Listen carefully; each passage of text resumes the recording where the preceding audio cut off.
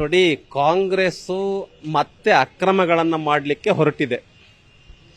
ಕಾಂಗ್ರೆಸ್ಸೇ ಉದಾಹರಣೆ. ಕರ್ನಾಟಕ ರಾಜ್ಯದಲ್ಲಿ ಇವಿಎಂ ಮೂಲಕ ಅಧಿಕಾರಕ್ಕೆ ಬರೋದಾಗಿದ್ರೆ ನಾವೇ ಅಧಿಕಾರಕ್ಕೆ ಬರ್ತಾ ಇದ್ವಿ. ಅಕ್ರಮ ನಡೆಸಿ ಅಕ್ರಮ ಮಾಡಕ್ ಸಾಧ್ಯ ಇಲ್ಲ. ಇವಿಎಂಗಳಲ್ಲಿ, ಎಲೆಕ್ಟ್ರಾನಿಕ್ ವೋಟಿಂಗ್ ಮಷಿನ್ ನಲ್ಲಿ ಯಾವುದೇ ಅಕ್ರಮ ಮಾಡಕ್ ಸಾಧ್ಯ ಇಲ್ಲ. ಆದ್ರಿಂದ ಇವಿಎಂಗಳನ್ನು ಯಾಕೆ ಬದಿಗಿಡ್ತಾ ಇದ್ದೀರಿ? ನ್ಯಾಯಯುತ ಚುನಾವಣೆಯನ್ನ ನಡೆಸೋದಕ್ಕೆ ಸಾವಿರಾರು ಚುನಾವಣೆಗಳಿಂದ ಸಾಬೀತಾಗಿದೆ ಇವಿಎಂ ಮೂಲಕ.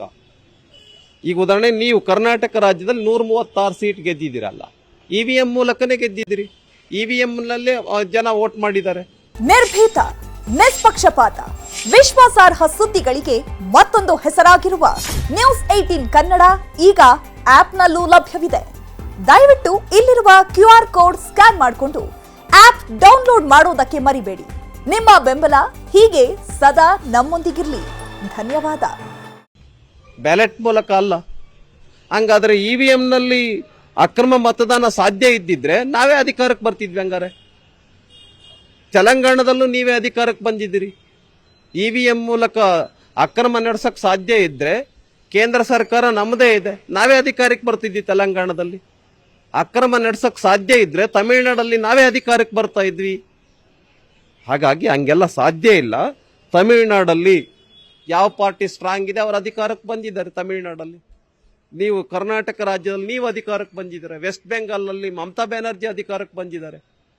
ತೆಲಂಗಾಣದಲ್ಲಿ ನಿಮ್ದೇ ಪಾರ್ಟಿಗೆ ಅಧಿಕಾರಕ್ಕೆ ಬಂದಿದೆ.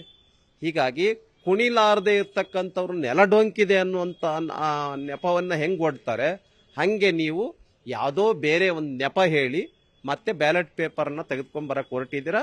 ಅಕ್ರಮ ಚುನಾವಣೆಯನ್ನ ಮಾಡ್ಲಿಕ್ಕೆ ಹೊರಟಿದ್ದೀರಾ ನೀವು. ನಿಮ್ಮ ಸರ್ಕಾರ ಇದೆ, ಮಜಲ್ ಪವರ್ ಇದೆ, ಮನಿ ಪವರ್ ಇದೆ, ಅಧಿಕಾರದ ಮದ ಇದೆ. ಹಾಗಾಗಿ ಏನು ಸಕಾರಣವನ್ನ ಕೊಡದೇನೆ, ಏನು ವೈಜ್ಞಾನಿಕ ಕಾರಣಗಳನ್ನ ಕೊಡದೇನೆ ಮತ್ತೆ ಇವಿಎಂ ಮಷೀನ್ಗಳನ್ನ ಬದಿಗಿಟ್ಟು ಬ್ಯಾಲೆಟ್ ಪೇಪರ್ ಅನ್ನ ಮತ್ತೆ ವಾಪಸ್ ತೆಗೆದುಕೊಂಡು ಬರಬೇಕು ಅಂತ ಏನು ಹೊರಟಿದ್ದೀರಿ, ಇದನ್ನ ನಾವು ಜನರನ್ನ ಒಟ್ಟುಗೂಡಿಸ್ಬಿಟ್ಟು ವಿರೋಧ ಮಾಡ್ತೇವೆ. ನಮಗೇನು ಗಾಬರಿ ಇಲ್ಲ. ನಾವು ಒಂದೇ ಸಕಾರಣ ಕೇಳ್ತಾ ಇದ್ದೇವೆ.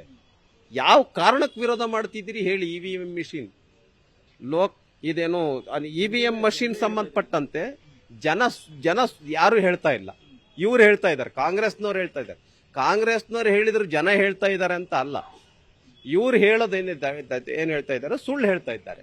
ಈಗ ಫಾರ್ ಎಕ್ಸಾಂಪಲ್ ಇವಿಎಂ ಮಷಿನ್ ಅನ್ನ ನಾವು ಉಪಯೋಗ ಮಾಡೋದಾಗಿದ್ರೆ ಬೇರೆ ಎಲ್ಲ ರಾಜ್ಯಗಳಲ್ಲೂ ಅಧಿಕಾರಕ್ಕೆ ಬರ್ತಿದ್ವಲ್ಲ ನಾವು. ಹಂಗ್ ಮಾಡಕ್ ಸಾಧ್ಯ ಇಲ್ಲ. ಇವಿಎಂ ಬಹಳ ಸರಿಯಾಗಿದೆ. ಇದರಿಂದ ಸಮಯ ಉಳಿತಾಯ ಆಗತ್ತೆ, ಹಣ ಉಳಿತಾಯ ಆಗತ್ತೆ, ಶ್ರಮ ಕಡಿಮೆ ಆಗತ್ತೆ, ಬೇಗ ರಿಸಲ್ಟ್ ಕೊಡಬಹುದು. ಹಾಗಾಗಿ ಇವಿಎಂ ಮಷಿನ್ಗಳನ್ನ ಬದಿಗುಡೋದ್ರಲ್ಲಿ ಯಾವುದೇ ವೈಜ್ಞಾನಿಕ ಕಾರಣಗಳಿಲ್ಲ. ಕಾಂಗ್ರೆಸ್ನವರು ಮತ್ತೆ ಅಕ್ರಮ ಚುನಾವಣೆಯನ್ನ ಮಾಡಲಿಕ್ಕೆ ಒಂದು ದಾರಿಯನ್ನ ಮಾಡಿಕೊಡ್ತಾ ಇದ್ದಾರೆ. ಸ್ಥಳೀಯ ಸಂಸ್ಥೆಗಳ ಮೂಲಕ ಬ್ಯಾಲೆಟ್ ಪೇಪರ್ನ ಚುನಾವಣೆಯನ್ನ ನಡೆಸ್ತೀವಿ ಅಂತ ಹೇಳಿ, ನಾವು ಬ್ಯಾಲೆಟ್ ಪೇಪರ್ನ ಮೂಲಕ ಚುನಾವಣೆಯನ್ನ ನಡೆಸಿದ್ರೆ ವಿರೋಧ ಮಾಡ್ತೇವೆ. ಇವಿಎಂ ಮಷಿನ್ ಮೂಲಕನೇ ನಡೆಸಬೇಕು. ಯಾಕೆ ಬೇಡ ಅಂತ ಸಕಾರಣವನ್ನ ಕೊಡಿ, ಚುನಾವಣಾ ಕಮಿಷನ್ ಕೊಡಿ, ಯಾಕೆ ಬೇಡ ಅಂತ. ಖಂಡಿತ ಕೊಡ್ತೀವಿ, ಖಂಡಿತ ಕೊಡ್ತೇವೆ. ಯಾಕೆಂದ್ರೆ ನೀವೇ ಅಧಿಕಾರಕ್ಕೆ ಬಂದಿದ್ದೀರಾ, ನೀವೇ ಎಕ್ಸಾಂಪಲ್. ಹೌದು, ತಿರಸ್ಕಾರ ಮಾಡಿ ಅಂತ ಕೊಡ್ತೇವೆ. ಇಡೀ ದೇಶದಲ್ಲಿ ಇವಿಎಂ ಮೂಲಕ ಎಲೆಕ್ಷನ್ ನಡೀತಾ ಇದೆ. ಬೇರೆ ಬೇರೆ ದೇಶಗಳಲ್ಲಿ ಇವಿಎಂ ಮೂಲಕ ಎಲೆಕ್ಷನ್ ನಡೀತಾ ಇದೆ. ನೀವ್ಯಾಕೆ ಬೇಡ ಅಂತಿದ್ದೀರಾ? ಯಾಕೆ ಅಂತ ಹೇಳಿದ್ರೆ ಅಕ್ರಮ ಚುನಾವಣೆಯನ್ನ ಮಾಡೋದಕ್ಕೆ ಇವಿಎಂ ಮೂಲಕ ಅವಕಾಶ ಇಲ್ಲ. ನಾವು ಅಕ್ರಮವಾಗಿ ಚುನಾವಣೆಯನ್ನ ನಡೆಸಬೇಕು. ಸ್ಥಳೀಯ ಸಂಸ್ಥೆಗಳಲ್ಲಿ ಹೇಗಾದರೂ ಮಾಡಿ ಸ್ಥಳೀಯ ಸಂಸ್ಥೆಗಳ ಚುನಾವಣೆಗಳಲ್ಲಿ ಮತ್ತೆ ನಾವು ಅಧಿಕಾರಕ್ಕೆ ಬರಬೇಕು ಅನ್ನೋ ಒಂದು ದುಷ್ಟ ಆಲೋಚನೆಯಿಂದ ಇವರು ಈ ತರ ಮಾಡ್ತಾ ಇದ್ದಾರೆ.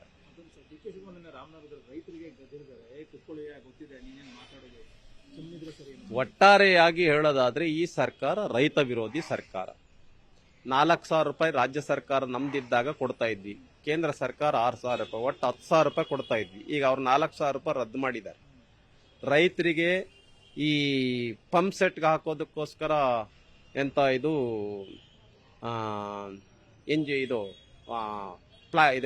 ಟ್ರಾನ್ಸ್ಫಾರ್ಮರ್ಗೆ 25,000 ರೂಪಾಯಿ ಕೊಡ್ತಾ ಇದ್ವಿ ನಾವು. ಈಗ 3 ಲಕ್ಷ ರೂಪಾಯಿ ಟ್ರಾನ್ಸ್ಫಾರ್ಮರ್ಗೆ. ರೈತ ವಿರೋಧಿ ನಿರ್ಧಾರ. ಆಮೇಲೆ ಎಲೆಕ್ಟ್ರಿಸಿಟಿ ಸರಿಯಾಗಿ ಕೊಡ್ತಾ ಇಲ್ಲ ಈ ಸರ್ಕಾರ.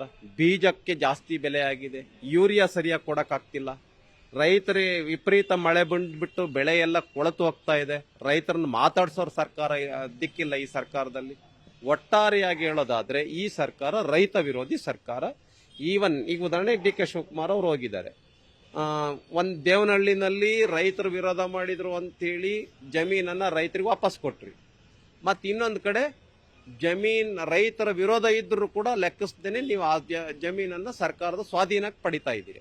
ಇದು ರೈತ ವಿರೋಧಿ ನಿರ್ಧಾರ, ಇದು ಸರಿಯಲ್ಲ. ರೈತರ ಒಪ್ಪಿಗೆಯನ್ನು ಪಡೆದೇನೆ ಭೂ ಸ್ವಾಧೀನವನ್ನ ಮಾಡ್ಕೊಳ್ಬೇಕು. ರೈತರ ಒಪ್ಪಿಗೆ ಇಲ್ಲ ಅಂತ ಹೇಳಿದ್ರೆ ಭೂಮಿಯನ್ನ ರೈತರಿಗೆ ಕೊಡಬೇಕು.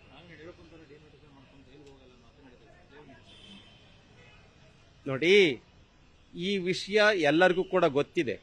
ಯಾರು ಜೈಲ್ಗೆ ಹೋಗಿದ್ರು, ಯಾರು ಜೈಲ್ಗೆ ಹೋಗಿಲ್ಲ ಅನ್ನುವಂಥದ್ದು ಎಲ್ಲರಿಗೂ ಕೂಡ ಗೊತ್ತಿದೆ. ಈ ವಿಷಯ ಜನ ತೀರ್ಮಾನ ತೆಗೆದುಕೊಳ್ತಾರೆ.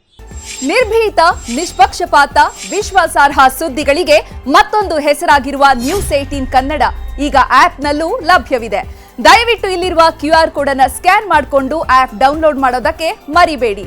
ನಿಮ್ಮ ಬೆಂಬಲ ಹೀಗೆ ಸದಾ ನಮ್ಮೊಂದಿಗಿರಲಿ. ಧನ್ಯವಾದ.